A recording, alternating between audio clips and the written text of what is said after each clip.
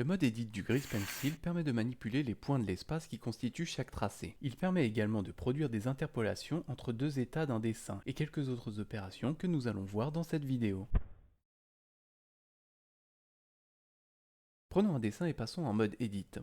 Vous pouvez sélectionner les lignes ou points avec les touches C ou B, puis les manipuler avec les trois actes de transformation basiques: déplacer, faire une rotation, redimensionner. Si besoin, appuyez sur la touche O ou cliquez ici pour activer l'édition proportionnelle. En cochant Multiframe, vous pouvez sélectionner les points et lignes en même temps de toutes les frames sélectionnées dans l'Adobe Sheet ici. Cochez Use Fall-Off et travaillez éventuellement la courbe pour modifier proportionnellement l'influence de vos actions sur les frames sélectionnés. Concrètement, en voici l'effet. Notez que, si vous êtes à un emplacement sans keyframe sur votre timeline, toute modification de votre dessin en mode Edit en créera une nouvelle.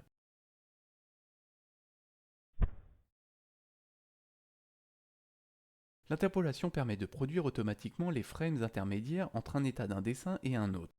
Il est question d'état, car cette interpolation ne peut s'effectuer proprement que si les deux keyframes extrêmes ont les mêmes données de points et de tracés à l'exception de leur position. En d'autres termes, vous pouvez produire une interpolation à partir d'un dessin, puis de sa modification par la sculpture ou par l'édition, mais pas l'interpolation d'un dessin et d'un autre, tracé à nouveau. Pour créer une interpolation, positionnez donc votre curseur entre deux keyframes sur votre Adobe Sheet et cliquez ici. Interpolate créera une seule keyframe. Cochez cette option pour que tous les calques soient interpolés. Sequence comblera tout l'espace entre deux extrêmes en keyframe. Cette option permet de déterminer la dynamique du mouvement grâce à une courbe. Linéaire est l'option par défaut et représente une vitesse constante. Custom vous permet de paramétrer la dynamique. Ici, nous avons un démarrage lent du mouvement et un ralentissement avant la fin. Et ce type de courbe créera un effet d'amortissement par exemple.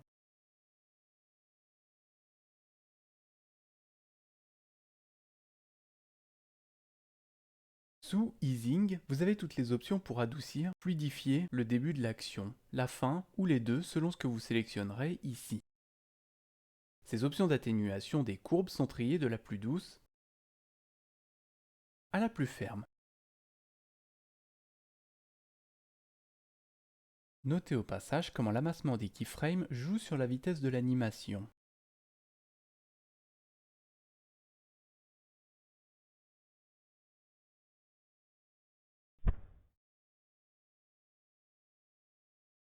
En travaillant sur plusieurs calques, on risque parfois de dessiner sur le mauvais. Pour passer un tracé d'un calque à un autre, vous pouvez aller dans Stroke, puis dans Move to Layer. Dans ce même menu, retenez la présence de l'option Assign Material, qui vous permettra de changer le matériau d'un point ou d'une ligne.